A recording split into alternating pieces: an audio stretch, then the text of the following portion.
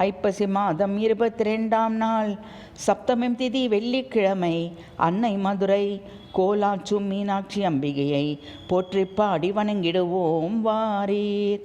அம்மா என் அன்னையே என்று அழைத்து விட்டால் அகம் மகிழ்ந்து வந்திடுவாள். பிள்ளை என அரவணைப்பாள், பேரன்பை தந்திடுவாள். அருள் தர வேண்டும் நீயே தாயே. கோடி துன்பம் வந்த போதும் நாடி அவளை பணிந்து விட்டாள், ஓடி வந்து அருளிடுவாள்.